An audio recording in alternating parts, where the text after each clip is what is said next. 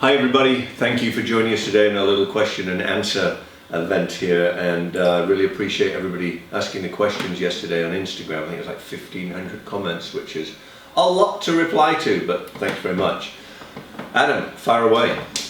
Alright then, so first of all I apologise if I get people's Instagram handles pronounced wrong. There's some kind of weird ones, but I'll do my best. So the first question that we've got, Michael, is from John.Brown6, and he says, what's the most expensive thing you've ever bought? Wow, what's the most expensive thing I've ever bought? That would be a mega yacht. It's also probably one of my biggest regrets that I ever bought. I bought a mega yacht back in the mid-90s, I guess it was. I had a very fortunate event. I sold one of my companies, and after the taxman had finished with me and taken all my money, I thought, well, with this little bit I've got left, I'm going to go and buy myself something crazy. And I bought myself a rather nice Benetti mega yacht. A huge thing with a crew of 8 people and everything else. What I didn't know at the time was I don't do well with boats, I get seasick. So on the very first voyage I went on this boat, after about 40 miles or a couple of hours, I was feeling so ill. It was unbelievable. I told the captain, turn this thing around, get me back to land. And he did. And the boat became a party boat. It was in Fort Lauderdale with a big for sale sign on the back. Actually, it didn't have a for sale sign on it, but it was put with a yacht brokerage for sale. It took about a year to sell. It cost a fortune, absolute fortune. I lost a fortune on it. Talk numbers. How much did you buy it for? Oh really? Do I have to do this? Yeah. Many millions of dollars. How many millions? People want to know. Just shy of $30 million. Yeah, crazy. A $30 million party boat. Yeah. Yeah. Wow. And I sold it for a lot less than that. Yeah. Yeah, it wasn't good. Hey, at least you didn't sink that one though. I didn't sink that one. I do have a couple of other ones floating or resting at the bottom of the Gulf of Mexico. The great dive sites. Yeah, cigarette racing boat is it's like 200 feet under the sea. That was in Florida as well. That was in Florida as well, yeah. I used to live in Florida semi full time. Yeah. Yeah, and didn't have a lot of luck with boats. Now, I didn't get seasick on those boats. I only get seasick on the slow boats that do the rocking and rolling, and I should like rock and roll, right? You should check out the new ones because they have the like gyroscopic. Oh, I had all of that stuff. Balancing. This was a very sophisticated boat. Hey, for 30 million, I'd expect. But let me tell you, the ocean, when it does this thing, yeah, the boat goes with it. Doesn't matter what technology you've got, the boat goes with it. So there you go. Don't buy a boat. Or make sure that you're not seasick before you go and drop all that money on the boat. Exactly. Okay, next one, and this one I'm definitely going to be saying wrong. Paul Carreras, Polcarreres _NTB, which is for mountain bike. I know that from my past. So he says, or she says, or they say, what car are you going to buy next? Oh my word, I have no idea. I look at cars every day on the computer. See what's available, see what's coming out. I was considering a Lamborghini Urus until I saw it, and then I decided against it. If I wanted something like that, I would buy an Audi, which is what the car is. Gosh, that's an awful car, this Lambo. Terrible, terrible car. I don't know why they did this. If they bought it out, I think at 100 grand, it'd be like, all right, this somewhat makes sense. But 200k plus. There's nothing cool about the car though. Nothing. I mean, it's uncomfortable. It has 4-wheel steering. Thought that was kind of cool. What do you do? Yeah. What do you do? Does the Aventador have 4-wheel steering? The Aventador S has 4-wheel steering, and it doesn't make any difference either. Right. But it's all hype stuff. What about the Pista? Now that's a car that's very interesting, and if I'm fortunate enough to be accepted on the list, and rumour has it there's a chance, I will buy one of those. Perfect. But that's only if they let me buy it at a list. It's one of those waiting list ones. Huge waiting list, right. Yeah. Huge all of their limited edition cars are like that. Right. Great. Yeah, I'd love to have one. Yeah, fabulous. Great looking car. I've only seen pictures, haven't seen it in person. No. Are they? But Ferrari rarely disappoint. No, definitely not. I mean, it was launched in Geneva, wasn't it? It was launched in Geneva last week. Has one been in North America yet? Have they done an unveiling here? I haven't seen it. I'm going to the unveiling of it, so no. Okay. I guess not. I have the invite for that. When is that? In a couple of weeks. That'd be a nice little video. I might be able to take you with. I do actually have your name down now. I was going to surprise you, but now the whole world knows about it, so you might as well. All right, cool. So there you go, guys. There you go. We'll try and get a video done. All right, DRS Leon says, what's the toughest executive decision you've made and how did it affect you personally? Oh wow, I've had to make a few in my career. One that probably sticks out the most is I had a car dealership in England 30 years ago, 25 years ago, and I had a general manager who did a brilliant job. I mean, this guy was absolutely amazing. But my accountant, he called me one day and he said, you know, there's money going missing here and there and you need to look into this. So I did, and unfortunately found out that it was him making additional money on the side, which should have gone through the company. So I confronted him and I thought to myself, what do? I'm never going to be able to replace this guy. Do I just fire him or do I give him a second chance? So I thought, well, I'll give him a second chance. Let's see how the meeting goes at least. So I sat down with him, and his name was also Michael. I said, Michael, you know, it's been brought to my attention that funds have gone awry, and you know, there's a strong possibility that you helped that happen. Let's talk about it.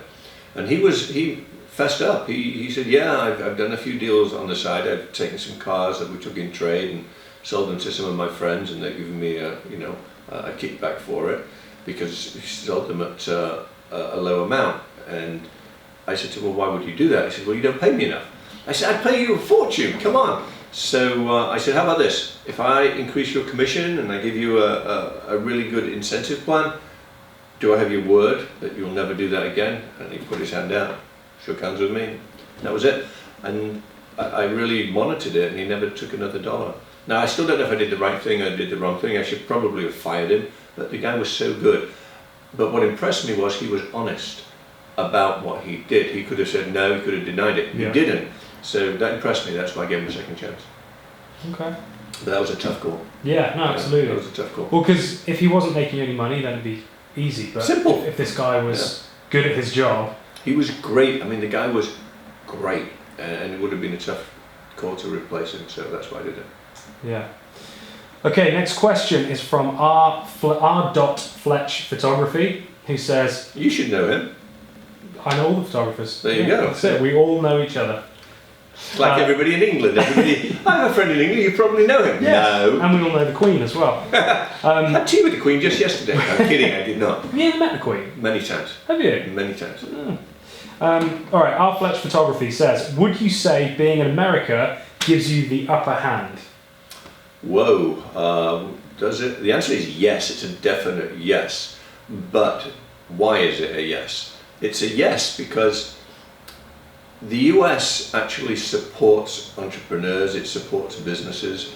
I found living in Europe, it's a challenge. Everything you try to do, there's red tape here, there and everywhere. Not to say there isn't in the States too, but they help you here and they support you, and people enjoy success. In Europe, many people are jealous and envious of successful people, so they do everything in their power to stop it happening. The United States is not like that at all, and the answer to the question is yes. I think possibilities and opportunities are much bigger here than they are in many other countries, especially in the UK. Yeah, no, I agree. I mean, one of the main reasons why I wanted to move here was because I felt as though I kind of hit a ceiling in the UK, and when I came out here to just work out whether it would be a viable option for me to move out and move my business, I found that in the UK, the best example is if I went into an advertising agency, or if I called up an advertising agency to try and speak to one of the art directors, the receptionist was like a little gatekeeper, like a troll under a bridge, and just would not try and connect you with those people. But when I came out here, I was cold calling ad agencies, trying to talk to art directors, set up meetings. The receptionist was like, yeah, of course, no worries, I'll put you in touch. And I think it's because more people here are trying to progress and make themselves better, and so if they're the one that makes the introduction and something good happens, then it's going to reflect well on them. That's true. Rather than in the UK, it seems more like they're like, oh no, my job is to keep all of these people safe and keep people out from making those connections. That's a good point you make there. That's very true.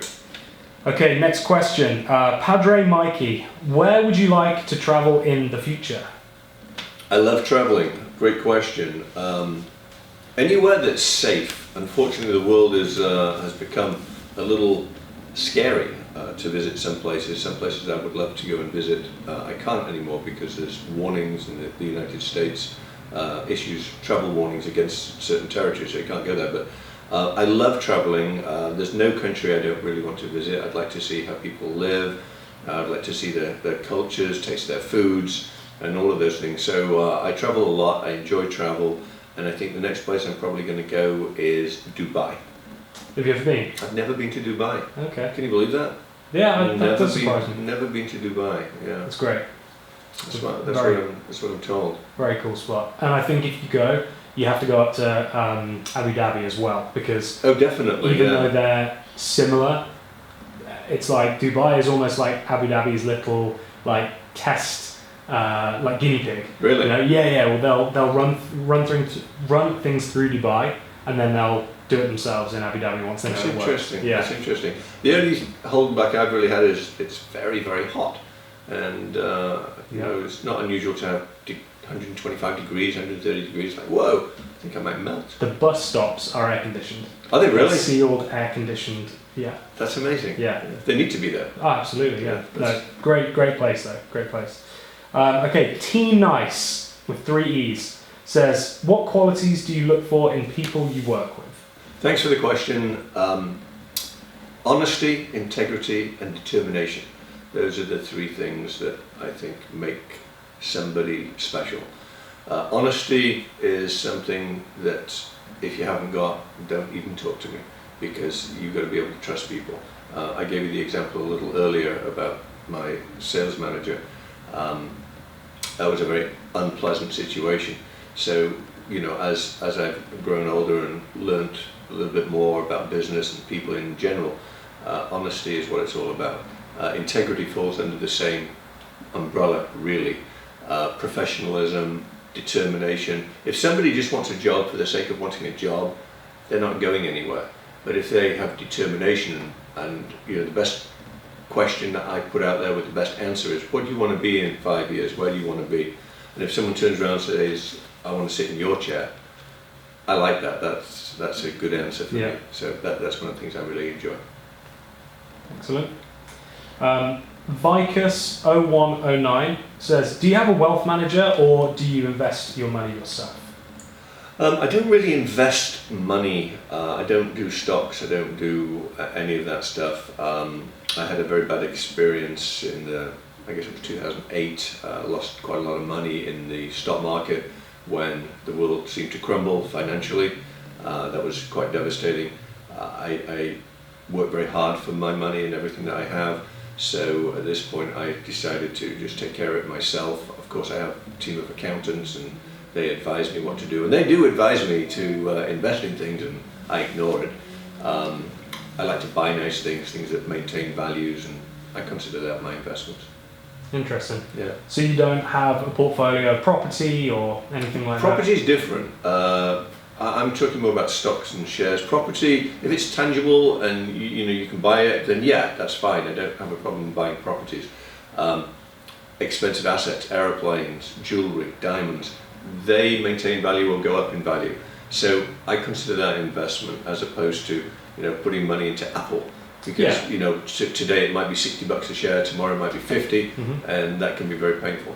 Absolutely. So I avoid that. Right. So you do invest your money into things, but not into stocks and shares. Tangible items that I can see, I can enjoy, and still have a value that could potentially go up or maintain a status quo. Got you. Umar Saeed Ahmed says, highlight the in it to win it concept and how it motivates you. That's another great question. In it to win it was something that I didn't invent the expression, but my very first Instagram post, I think I used it, or maybe the 10th, somewhere around there, and it just stuck with me because I believe that everybody should be in it to win it. I'm in it to win it. What does that mean?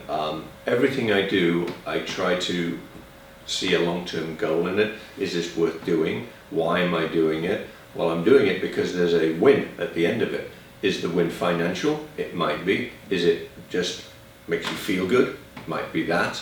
Is it good for other people? It might be that. I don't know. But as long as there's a goal and something good will come out of it, I consider that one. So in it to win it.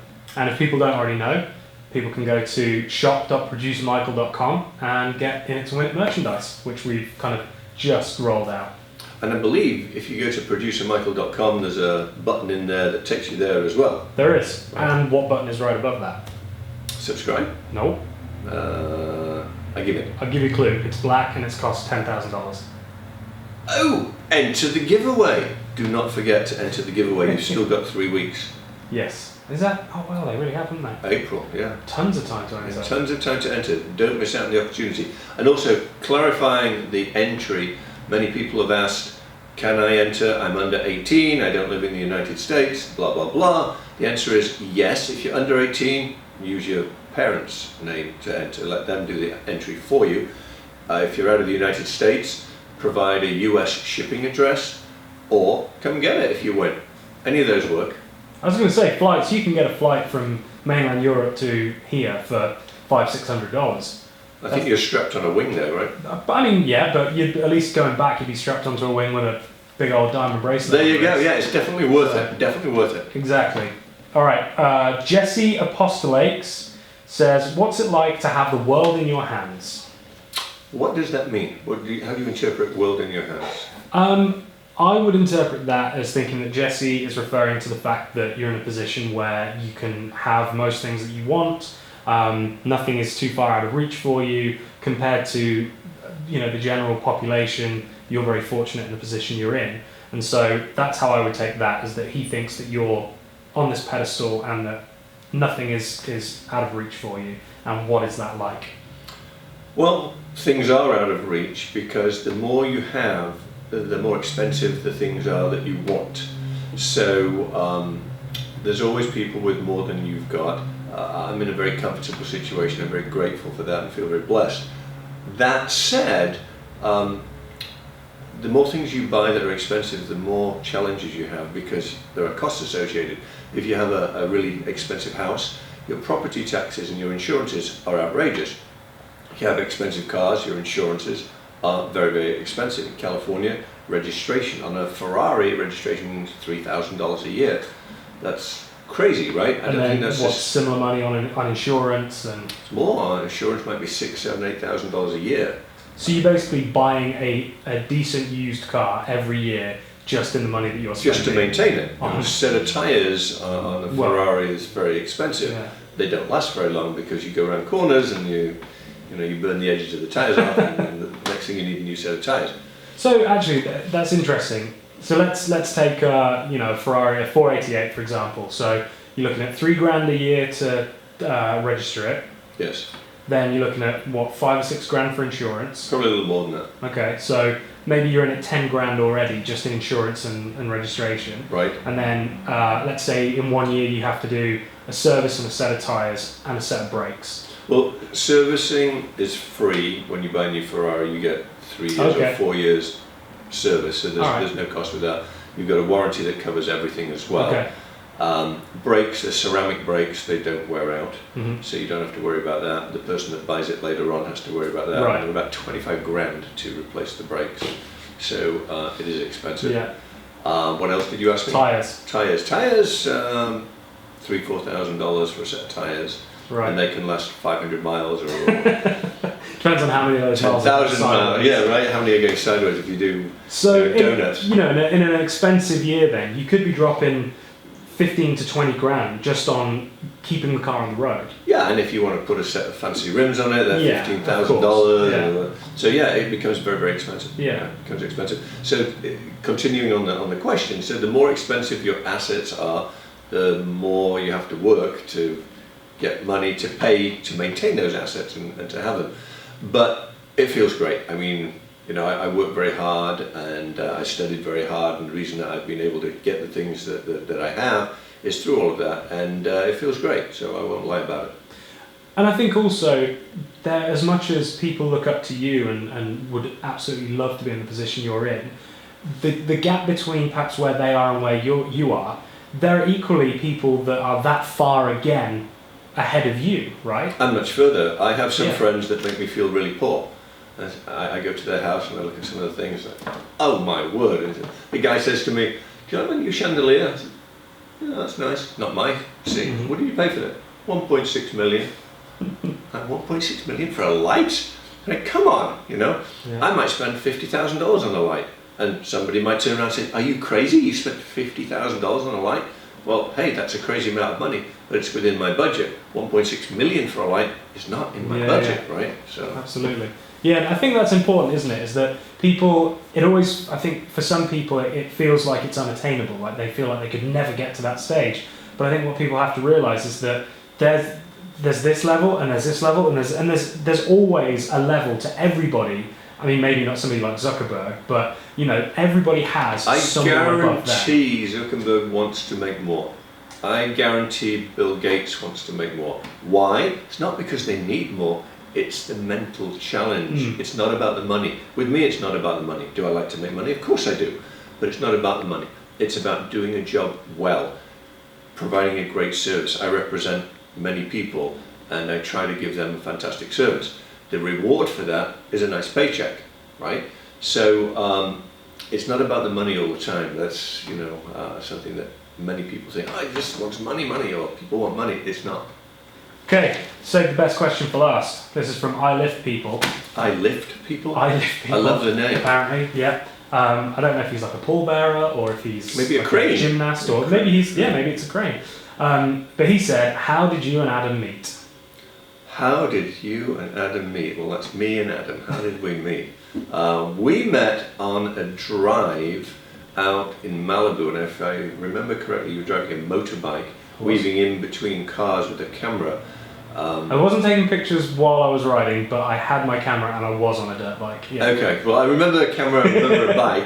So you might want to explain a little bit more about how this all happened and how you ended up here in the States. And yeah, so basically I was out here, I just mentioned earlier about coming out to try and figure out if this was going to be something that was achievable for me to move out here and pursue my photography career, which I guess some people don't have a clue what I do. I'm an advertising photographer.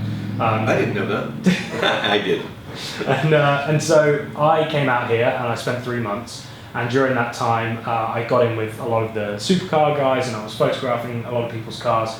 I got invited out onto a drive that Michael was on, and I was on a KTM dirt bike at the time that I borrowed from a friend of mine because I didn't have a car over here.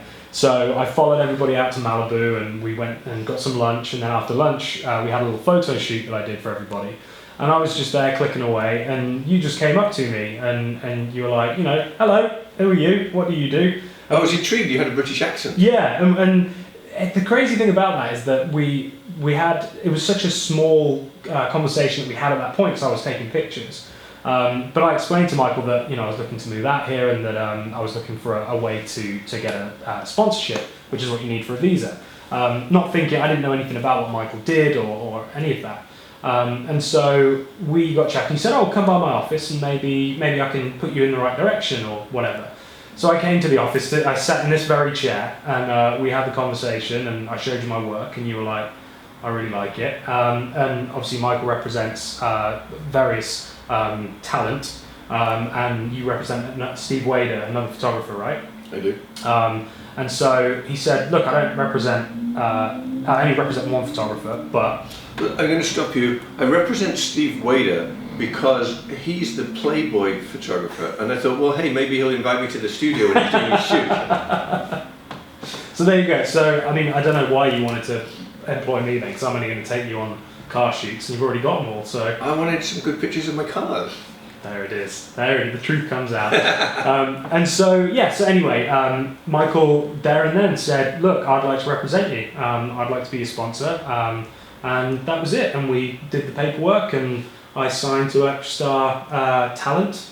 And that was it, wasn't it? That was it. And the rest is history. Here you are. And so now I've been here for 2 years and me and Michael have shot his cars, and then the YouTube thing came along, and yeah, we've just been kind of working together on different projects since, and having a lot of fun with it. Having a lot of fun with it, yeah. Do you need to get that G-Shock off his wrist though? No, do you know what? G-Shock, if you're watching, or Casio, hook me up with a sponsorship. That's what I need. You can get your watch sponsors. I want Casio to give me a lifetime supply of G-Shocks. They might do that. Maybe. We'll see. Casio, hook me up. Adam@adamswords.com. That's it, folks. So thanks for your questions. Hit that subscribe button. And hit any other button. I always say that. You can expect that from me at this point, right? Thanks for watching. See you soon. What else do we need to do? I'll give you a clue, it's $10,000 and you wear it on your wrist. Oh shit, yeah. Tell them. So that's it for today. Thank you so much for all the questions. Don't forget to subscribe, but before you even do that, no, hit the subscribe and then do what I'm about to tell you. Enter the giveaway. If you don't enter, you can't win. ProducerMichael.com. Put your parents, if you're under 18, if you're out of the States, US address, come get it, whatever. Enter the competition. We'll see you soon. Thanks. All right.